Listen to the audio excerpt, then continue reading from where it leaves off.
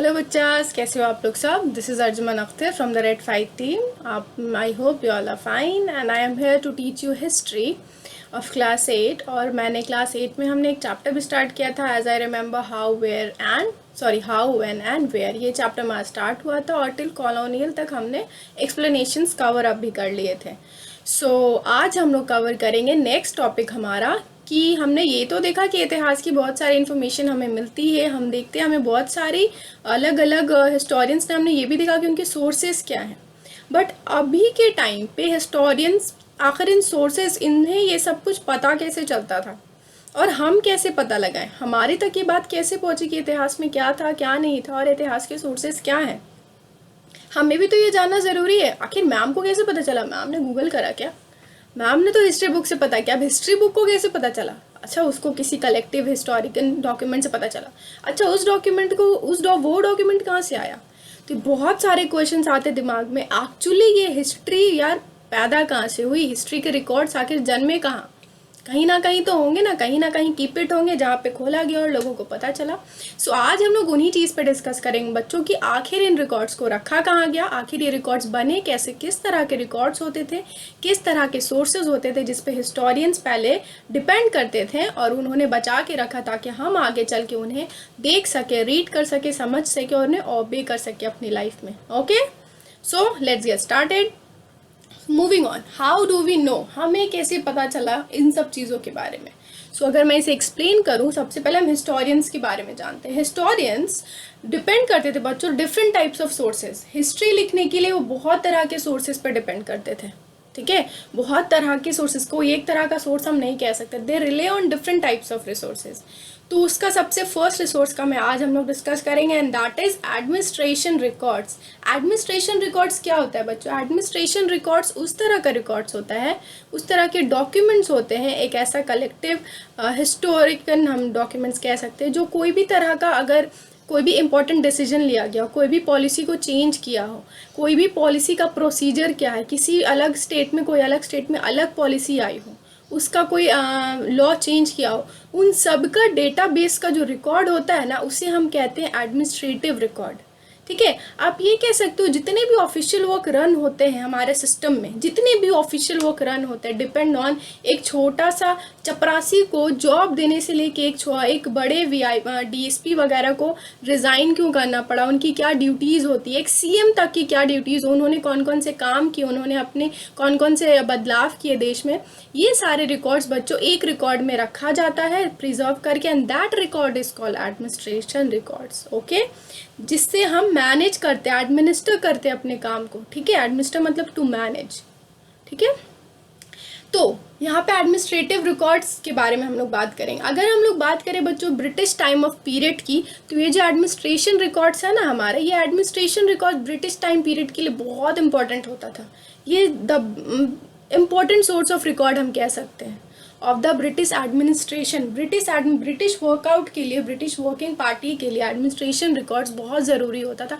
बहुत तरह के जनरल, गवर्नर, आपके वाइस रॉस, प्रेसिडेंट्स वगैरह वहाँ चेंज हुए, तो उन सब के काम उन्होंने कैसे रन किया, उन्होंने कौन कौन सी पॉलिसीज़ चेंज की, कौन सी पॉली में कौन सा प्रोसेस हुआ, ये सब चीज़ उनके एडमिनिस्ट्रेशन रिकॉर्ड्स में रखे गए थे। बट बच्चों ब्रिटिश ने इस एडमिनिस्ट्रेशन रिकॉर्ड्स को प्रिजर्व करके रखा, इसके प्रति उनका दूसरा ही माइंडसेट था। वो इसलिए इसे प्रिजर्व करके रख रहे थे, वो इसलिए एडमिनिस्ट्रेशन रिकॉर्ड्स उन्होंने बना के रखा। उनका व्यू ऐसा था, उनके हिसाब से ये मानना था that each and every policy या कोई भी पॉलिसी या कोई भी अग्रीमेंट जो है वो रिकॉर्ड करके रखा जा सके, ताकि उसे बाद में पढ़ा जा सके उसके बारे में, और उसके ऊपर डिबेट की जा सके, उसको बदला जा सके, उसको चेंज किया जा सके इफ़ नीडेड। तो ब्रिटिश ने एक अच्छे पॉइंट ऑफ व्यू से सोचा एडमिनिस्ट्रेशन रिकॉर्ड्स बनाना, ताकि हम कल को उसे जाके पढ़ सके, उस बारे में जान सके, और अगर ज़रूरत पड़ी तो उस पर डिबेट करके उसे चेंज भी कर सके। ऐसा नहीं कि जो बस लिख दिया पत्थर की लकीर हो गई। We are the people, we can change, because हर पावर के ऊपर एक पावर होती है बच्चों, दैट इज़ पब्लिक ओपिनियन। तो पब्लिक ओपिनियन बहुत मायने रखता है। ये जो रिकॉर्ड रखना जो था ना ब्रिटिश एम्पायर का, ये जो उनका माइंडसेट था, ये जो व्यू था जिसकी वजह से वो एडमिनिस्ट्रेशन रिकॉर्ड्स रख रहे थे, इसी एक तो मैं कह सकती हूँ ब्रिटिश के इस वे ने हमारे इंडिया को एक नया तरीका दिया हिस्ट्री प्रिजर्व करके रखने का। दैट इज़ हमारे इंडिया में एक नया culture, administrative culture of writing momos, reports etcetera. हमने क्या किया, हम ब्रिटिशर्स को ब्रिटिशर्स को देखने के बाद इंडिया में भी एक नया कल्चर स्टार्ट हो गया, एडमिनिस्ट्रेटिव कल्चर, जहाँ पर इंडियन लोग भी अपने रिकॉर्ड्स को, अपने मेमोज जो लिखते हैं ना, छोटे छोटे कोटेशंस हम कह सकते हैं, रिपोर्ट्स बना के रखना किसी भी सॉर्ट ऑफ किसी भी प्रोफाइल के लिए, कोई भी पॉलिसी चेंज किया, कोई भी सर्वे हुआ, कोई भी तरह का काम, अगर इम्पोर्टेंट काम जो ऑफिशियली हो किसी भी सिस्टम के लिए, उस पर एक रिपोर्ट करके रख देना। तो ये एडमिनिस्ट्रेटिव कल्चर स्टार्ट हुआ, ये इस वजह से क्योंकि ब्रिटिश ने एडमिनिस्ट्रेशन रिकॉर्ड्स रखना स्टार्ट किया। उससे लोगों ने ये सीखा कि हमें भी अपने कामों के रिकॉर्ड्स रखने चाहिए, अपने काम को हमने कैसे किया, कैसे अगर किसी क्रिमिनल, कोई कल्प्रेट को भी सज़ा देनी है, एक केस चला, उस केस के ऊपर सब कुछ हो गया कि पकड़ा गया, उसकी सुनवाई हो गई, उसकी पनिशमेंट भी दे दिया गया, तो बच्चों उसके ऊपर भी एक रिपोर्ट लिखी जाएगी, उस केस नंबर को बता दिया जाएगा, एक रिपोर्ट लिखी गई और वो रिपोर्ट सेंटर में जाके सबमिट हो गया, ताकि कल को जब हमें वैसा कोई केस मिले और हम ये देखना चाहें कि प्रीवियस ऑफिसर ने उसे कैसे सॉल्व किया था या इसके ऊपर कौन कौन से डेटाबेस रखें, तो हम जाके उस केस के बारे में स्टडी कर सकें। तो वो क्या है, एडमिनिस्ट्रेशन रिकॉर्ड्स हुआ, जिसकी वजह से हम उसकी वर्किंग को जान पाएँ। तो ब्रिटिशर्स को देखने के बाद हमारे इंडिया में भी एक कल्चर, इंडिया में क्या ऑल ओवर द वर्ल्ड एक कल्चर स्टार्ट हो गया, that is to maintaining administrative records. ठीक है, उसके बाद पता है क्या हुआ, सेकेंड जो सोर्स है हमारा वो है, फिर क्या होने लगा, रूम्स रखा जाने लगा, इंपॉर्टेंट सामान रूम्स में रखा गया, आर्चीव्स बनने लगे। आर्चीव्स हिस्ट्री डॉक्यूमेंट्स का एक ऐसा कलेक्शन होता है बच्चों, जो इम्पॉर्टेंट हिस्ट्री के डेटाबेस को संभाल के रखता है, उसको प्रिजर्व करके रखता है, उसे हम लोग आर्चीव्स कहते हैं। आप कह सकते हो हार्ड कॉपी जो होती है ना हमारे हिस्ट्री का रिटन फॉर्म, जो मैंने आप लोगों ने क्लास 6 में पढ़ा होगा, मैन्यूस्क्रिप्ट्स, तो ये उसका रिटन फॉर्म है। मैन्यूस्क्रिप्ट को लिखने का काम कौन करता है, हम, आई होप मैंने आप लोगों को बताया, स्क्राइब्स हम उनसे कहते हैं, स्क्राइब्स। ठीक है, उसे मैन्यूस्क्रिप्ट को वो रिटन फॉर्म में डॉक्यूमेंटेशन में लिखते हैं, और वो क्या करते हैं, अगर उन्हें मैन्यूस्क्रिप्ट में कुछ ऐसा लगा कि इसे चेंज करने की ज़रूरत है, बहुत हेवी है, आजकल के लोग नहीं समझ पाएंगे, तो उसे कुछ चेंजेस कर देता है। तो आर्चीव्स भी उसी तरह के रिकॉर्ड्स है जिसे मेंटेन करके रखा जाता है। म्यूजियम्स बनने लगे, आर्चीव्स बनने लगे, रूम्स बनने लगे, ताकि हम अपने हिस्ट्री टाइम पीरियड की चीज़ों को प्रिजर्व करके रख सकें। हिस्टोरियंस ये सब चीज़ क्रिएट करने लगे सो दैट वो अभी इस चीज़ को प्रिजर्व कर सके और आगे के लोग इस बारे में जान सकें कि तभी की हिस्ट्री कैसी थी। We can read, understand and we can obey them. हम उन्हें जान सके, समझ सके, कल को क्या हुआ था, हम अपने इतिहास, अपने पूर्वजों के कामों को जान सके।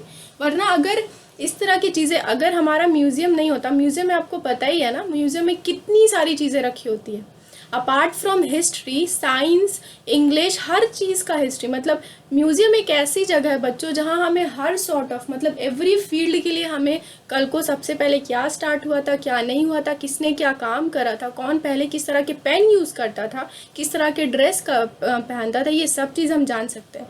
इट्स नॉट अबाउट हिस्ट्री, वो साइंस में भी हो सकता है, इंग्लिश में भी हो सकता है, मैथ्स में भी, फिजिक्स में भी, केमिस्ट्री में भी, बायोलॉजी में भी, किसी भी चीज़ में भी, because now we are developing. लेकिन साइंस में भी 3 पार्ट है, फिजिक्स, केमिस्ट्री, बायो। अब सबसे पहले बायो और फिजिक्स में इन्वेंट किसने किए थे, किसने उस चीज़ को इन्वेंट किया था, किसने सबसे पहले फ्लाइट इन्वेंट की, किसने सबसे पहले टेलीफोन इन्वेंट किया, ये सारी चीज़ भी हमें म्यूज़ियम में दिखती है ना। तो म्यूज़ियम एक ऐसा पोडियम, एक ऐसा प्लेस है बच्चों, जो हमें हमारे कल से और हमारे आज के मिले जुले चीज़ों से बहुत आसानी से एक प्लेस पे जाके हम देख सकते हैं उसे, ठीक है, समझ सकते हैं, और उसे हम पढ़ते तो हमें समझ आता वो अच्छा ऐसा भी कुछ हुआ था। ठीक है, तो इन सब ये सारी चीज़ें म्यूजियम्स में होती है। आर्चीव्स डॉक्यूमेंट्स है बच्चों, हिस्टोरिकल डॉक्यूमेंट्स है, जो हिस्ट्री के कलेक्शन को, उसके प्रोसीजर्स को, उसके कामों को, उसके कुछ हिस्से को संभाल के रखता है ना रिटन फॉर्म। या आप कह सकते बड़ी सी मोटी सी किताब, आर्चीव छोटी भी हो सकती, बड़ी भी हो सकती, मोटी भी हो सकती, कैसी भी हो सकती है आर्चीव्स। ठीक है, रूम्स भी हम इसलिए कह रहे हैं क्योंकि आपने गांधी जी के बारे में सुना होगा। गांधी जी जिस आश्रम में रहते थे, उस आश्रम के कमरे में जहाँ वो चरखा चलाते थे, उस आश्रम के कमरे को उनके मरने के बाद वैसा का वैसा ही रखा गया। वो कोई म्यूज़ियम नहीं है बच्चों, उसे गांधी म्यूज़ियम का नाम नहीं दिया गया, उस पर्टिकुलर रूम के लिए, बस उस कमरे के लिए उसे रखा गया। तो उस रूम को क्या किया गया, उन्होंने प्रिजर्व, उसे मेंटेन करके रखा, प्रोटेक्ट करके रखा। ताकि क्यों रखा भाई, क्या उनका मोटो क्या था, बस उन्हें सजा के रखना था? ताकि हम जान सकें उनके बारे में। हम जब जाते हैं हम देखते हैं, हमें समझ आता है अच्छा he use to sit there, he use to do that thing, वो वहाँ बैठते थे, वो काम करते थे, उनका ये बैठने का प्लेस था, उनका ये चरखी चलाने का था। तो ये सब चीज़ हम देख के जान सकें, है ना। और नेक्स्टली थर्डली अगर हम बात करें थर्ड सोर्स, तो थर्ड सोर्स है हमारे कैलीग्राफिस्ट।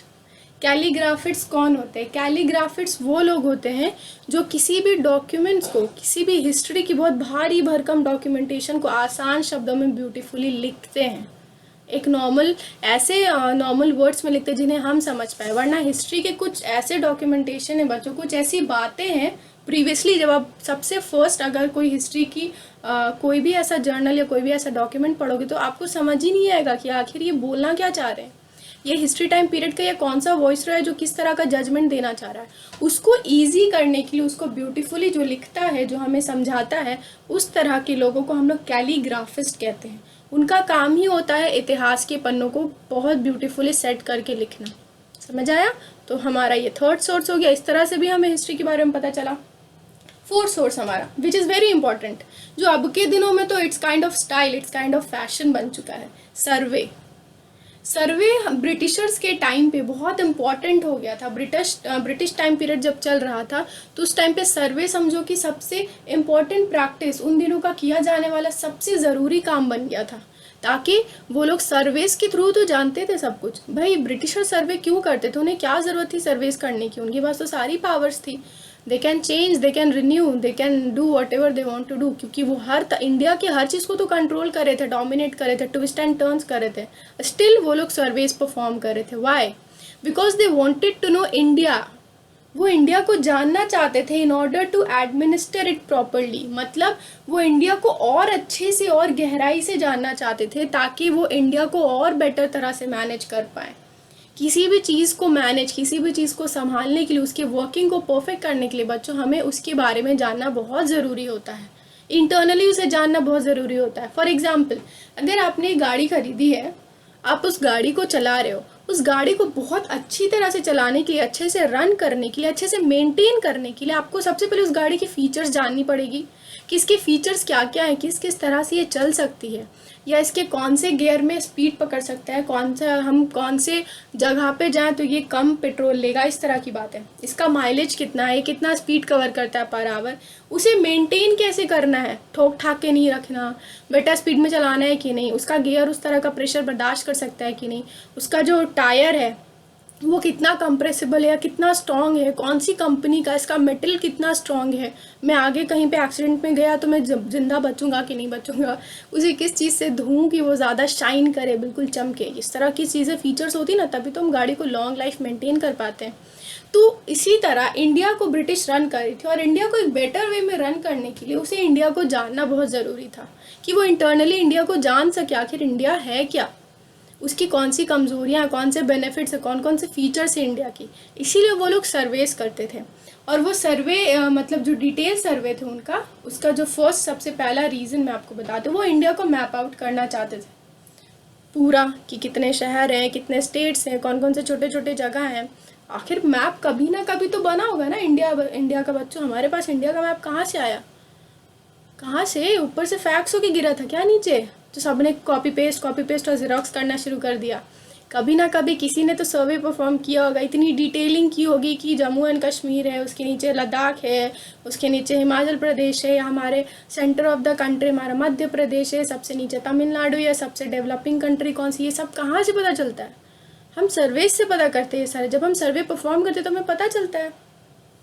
और इसके लिए सेकेंड पॉइंट तुम्हारा, to know the soil quality और सूटेबिलिटी फॉर डिफरेंट क्रॉप्स। इसका मतलब ये है बच्चों, हमने देखा था ना कि एग्रीकल्चर फील्ड में ब्रिटिशर्स अपना पूरा कंट्रोल रखते थे। कौन सा क्रॉप ग्रो होगा, कब ग्रो होगा, और उसका कितना प्राइस होगा मार्केट में, ये वही सेट करते थे। तो कौन सा क्रॉप कहाँ और कब ग्रो होगा ये जानने के लिए उन्हें सॉइल की फर्टिलिटी, उसकी सूटेबिलिटी जाननी बहुत ज़रूरी है। जब तक हमें ये पता नहीं है कि जिस ज़मीन पे हम चल रहे हैं वो पक्की है कि नहीं, उसके नीचे हम धंसेंगे कि नहीं, क्या तुम उस फ्लोर पे चलोगे?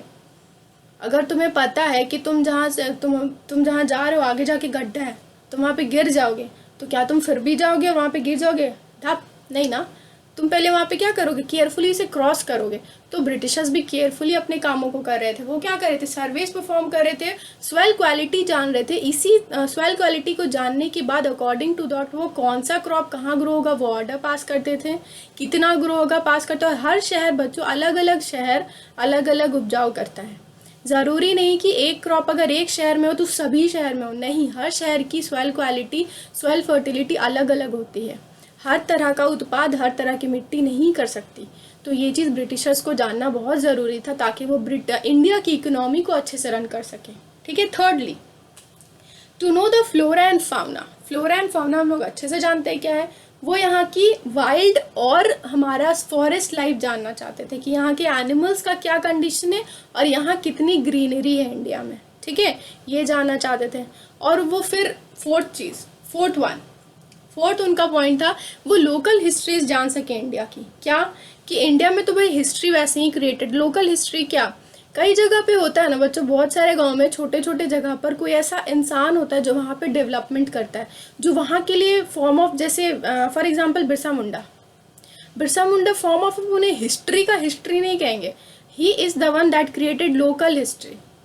ठीक है, लोकल हिस्ट्री क्यों, क्योंकि वो एक टाइम पीरियड के बाद, जब हम लोग हमारा हिस्ट्री कब AC और BC में काउंट होता है या उसके बाद के एरा में काउंट होता है।